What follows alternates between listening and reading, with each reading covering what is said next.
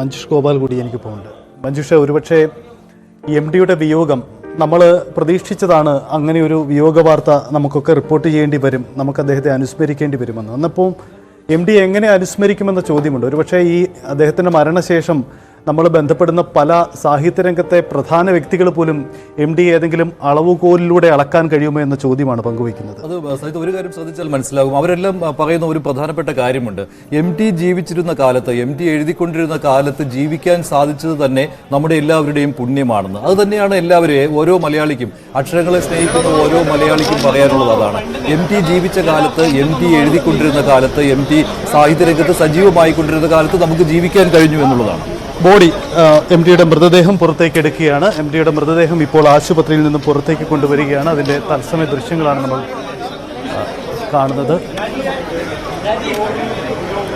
ആശുപത്രിയിൽ നിന്ന് മൃതദേഹം നേരെ അദ്ദേഹത്തിന്റെ വീട്ടിലേക്ക് കൊണ്ടുപോകും. അദ്ദേഹത്തിന്റെ ഒരു ആഗ്രഹമായിരുന്നു പൊതുദർശനത്തിന് തന്റെ മൃതശരീരം വെക്കരുത് എന്നുള്ളത്.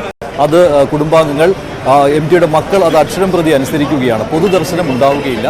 ഇപ്പോൾ കോഴിക്കോട് കഴിഞ്ഞ ഒരാഴ്ചയായി അദ്ദേഹം ചികിത്സയിലായിരുന്നു ബേബി മെമ്മോറിയൽ ആശുപത്രിയിൽ. അവിടെ നിന്ന് മൃതദേഹം അദ്ദേഹത്തിന്റെ വീട്ടിലേക്ക് കൊണ്ടുപോകുന്ന ദൃശ്യങ്ങളാണ് ഇപ്പോൾ കാണുന്നത്. 1 മണിക്കൂർ മുൻപാണ് MT വാസുദേവൻ നായർ മലയാളികളെ വിട്ടുപിരിഞ്ഞത്. അദ്ദേഹത്തിന്റെ ലക്ഷക്കണക്കിന് ആരാധക വൃന്ദങ്ങളെ ഒറ്റപ്പെടുത്തിക്കൊണ്ട് അദ്ദേഹം യാത്രയാവുകയാണ്. MT വാസുദേവൻ നായർ അദ്ദേഹം മലയാളിക്ക് എത്രമാത്രം പ്രിയങ്കരനാണ് എന്നുള്ള കാര്യം കഴിഞ്ഞ ഒരാഴ്ച അത് ആശുപത്രിയിൽ അദ്ദേഹം ചികിത്സയിലിരുന്ന സമയത്തെ പ്രാർത്ഥനകളിൽ നിന്ന് വ്യക്തമായിരുന്നു. അദ്ദേഹത്തെ കാണാൻ അദ്ദേഹത്തിനോടൊപ്പം പ്രവർത്തിച്ചവർ, അദ്ദേഹത്തിൻ്റെ ആരാധക വൃന്ദങ്ങൾ അവർ ഒഴുകുകയായിരുന്നു ആശുപത്രിയിലേക്ക്. എന്തായാലും അദ്ദേഹത്തിൻ്റെ മൃതദേഹം ഇപ്പോൾ വീട്ടിലേക്ക് കൊണ്ടുപോകുന്ന കാഴ്ചയാണ്.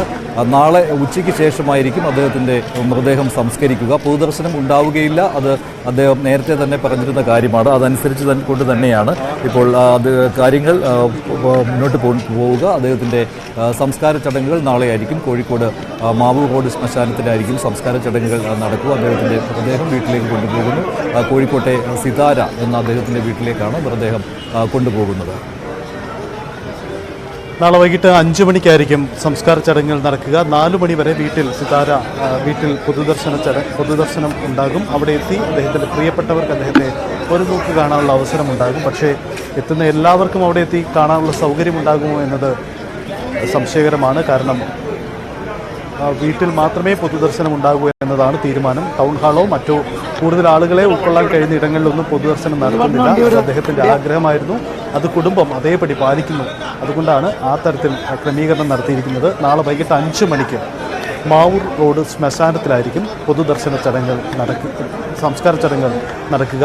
ഇപ്പോൾ മൃതദേഹം വീട്ടിലേക്ക് കൊണ്ടുപോവുകയാണ്. ആംബുലൻസിൽ കയറ്റുന്നതിന് വേണ്ടി മാറ്റുകയാണ്. ബേബി മെമ്മോറിയൽ ആശുപത്രിയിൽ നിന്നും ഇപ്പോൾ മൃതദേഹം വീട്ടിലേക്ക് കൊണ്ടുപോവുകയാണ്. കഴിഞ്ഞ 7 പതിറ്റാണ്ട്